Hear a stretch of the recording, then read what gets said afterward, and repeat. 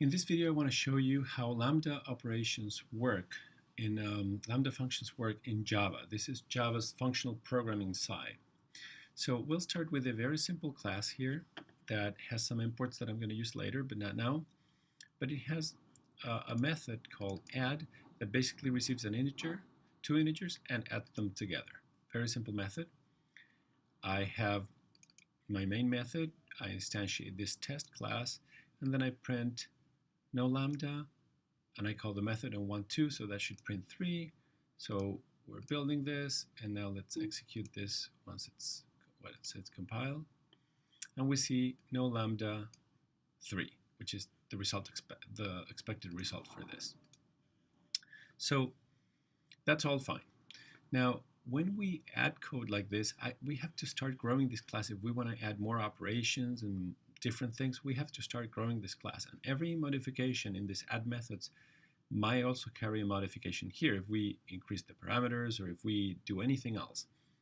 So functional programming, and also here I pass values, right? And the functions are inside the methods.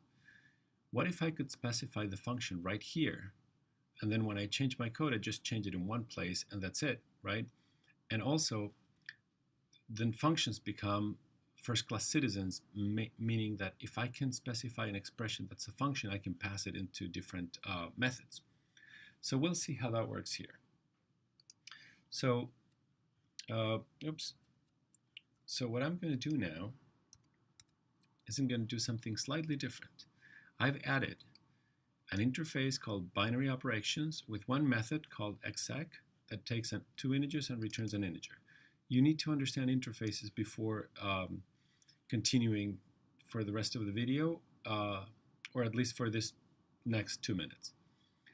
So I create an interface. Now, I'm going to create a method, right, int do, that takes in two integers and one of these binary operation, a class that implements this binary operation interface, and it will call the exec method of that class.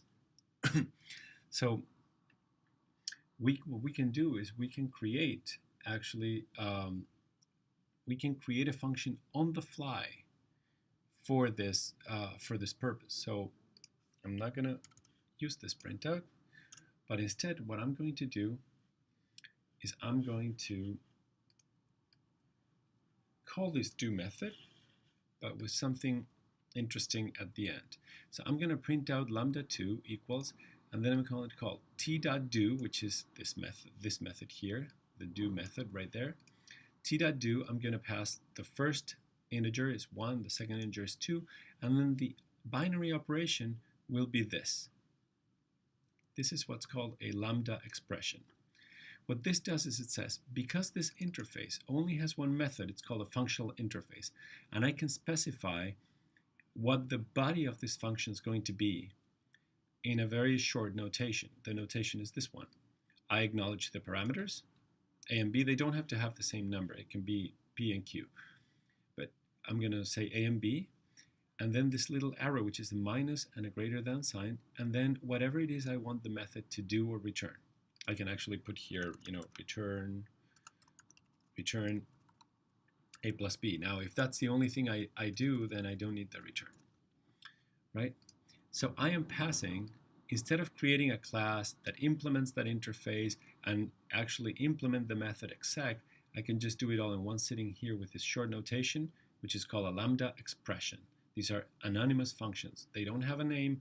This will go right in there, right in the it will get the B operation interface and implement. It's all object orientation behind the scenes, but you don't have to worry about that. And we can build this and run it. And now lambda2 is 3 as expected, right? And that's all I need, right? This is a lambda expression. Now if I can do subtraction, I just do this, right? I don't need to create a separate method for this nor anything like that. I can just change that. And then, of course, lambda2 is -1, which is expected.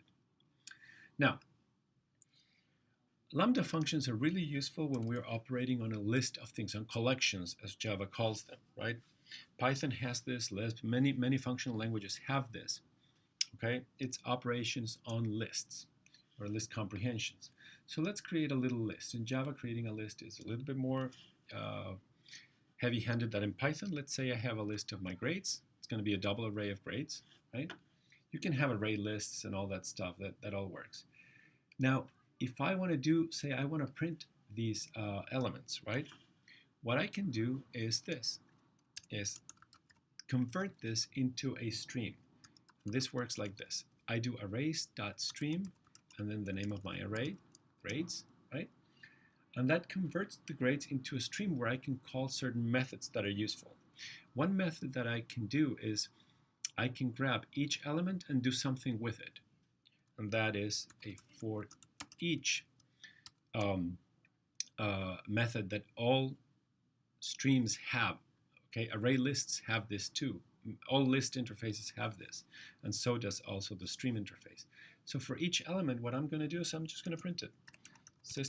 For each element, for each element, I need to pass a function. So that happens for each element. So for each element A, I am going to system.out.println A. So what I've passed to the for each is a function specification. So the for each actually takes into one special interface, right? That can be thought of as a function. And then this will print every element in the array. We can build this and execute it. And there are all the elements in the array. Another operation that is very useful is to map the elements of the array, and convert them, like transform the elements of the array. That's called a map. And it will work like this. I would convert it into a stream. Let me comment this guy out, or I can just actually get rid of it. I can have the grades, and then I use the function map. And I will map it this way. For every element, I will return an element plus 0.1. So I'm going to add 1/10 of a point to each one of these grades, right? Now this will go nowhere because this is returning values, right? This is returning a stream, another stream, a new stream. And the stream that it returns is a double stream because I'm working with double values. So I need to store them in another double stream called greater grades, or G grades, right? So I'm gonna create the stream, put it here, right? And then I'm gonna call the for each and print that out. Okay, so then I'm going to call the for each that we just called and print that out. So I'll compile and run. And we see that the grades have been increased. So the 2.5 right here became a 2.6. The next one, the 3.0, became a 3.1, and so on and so forth until the last one, which was a 2.9, became a 3.0. So what I've done here is I have converted each element of the stream. I saved it in a different stream, and in that stream I call the for each method. At each step, I provide to each of these methods, I provide a Lambda expression. This parameter, arrow, what to do with the parameters. Parameter, arrow, what to do with the parameter. And each of these parameters for the map and for each functions correspond to one element of this collection. Now, there's another functional programming technique that is not only map, but it's also filter. And filter will only return the elements that match a certain criteria. So for example, instead of mapping, I'm going to comment these lines. Instead of mapping, I were to do a filter method. This is how you would execute a filter method. Again, double stream G grades because that's where I need to store it. I convert the grades to a stream, and then I call the filter method, and the Lambda expression is this one. I'm going to filter for each element. This is going to be the test to see if I return the element or not. If that element is greater than 2.9. If the element is greater than 2.9, I will return it. And then for each one of these, I'm going to print it.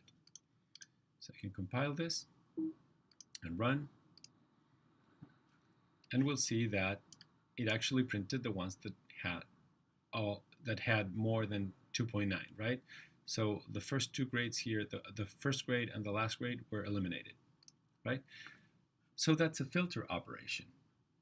Now, the last very important operation is reduce. And reduce does not return another stream, but instead it reduces the array, for example, by a summation. It reduces it to one value only, okay?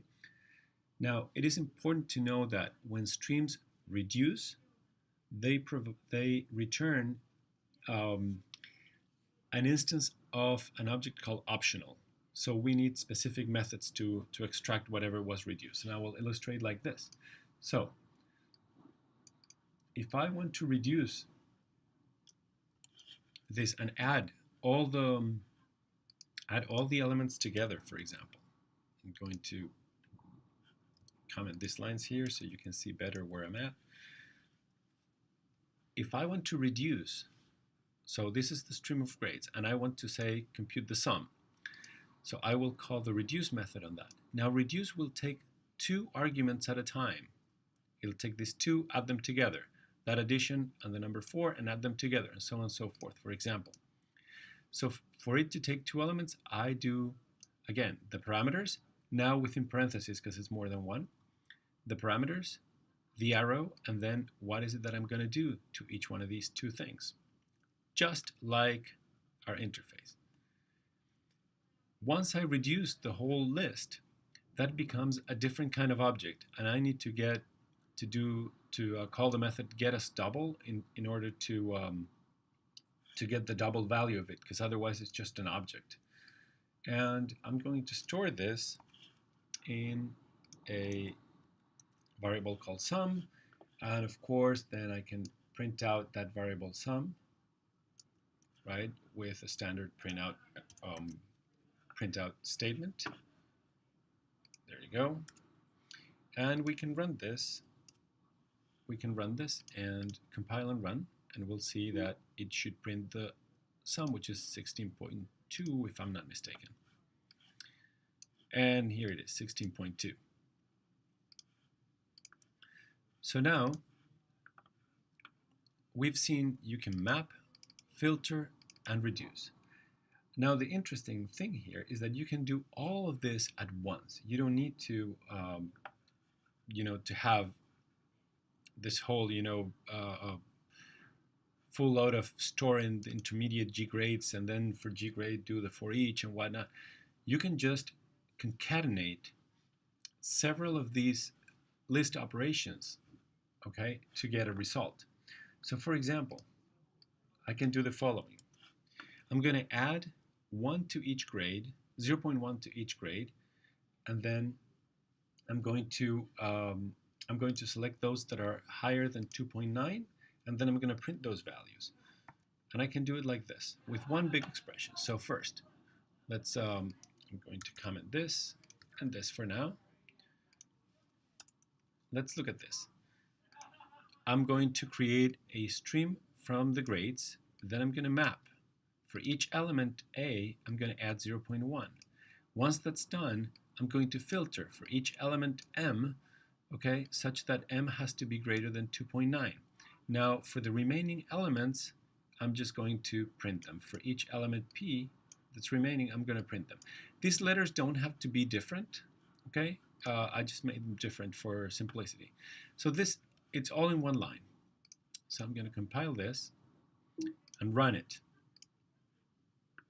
And we'll see that I have the elements added 1, right? So this 2.5 should have been 2.6, but because it's not greater than 2.9, it was not printed.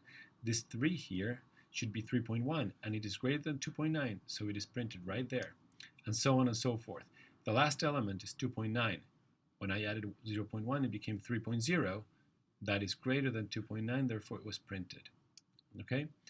So that's how you can concatenate all of these things. And if you want to get fancy with everything we've done so far, you can actually compute an average for all these grades, like so. I'm just going to delete this for simplicity.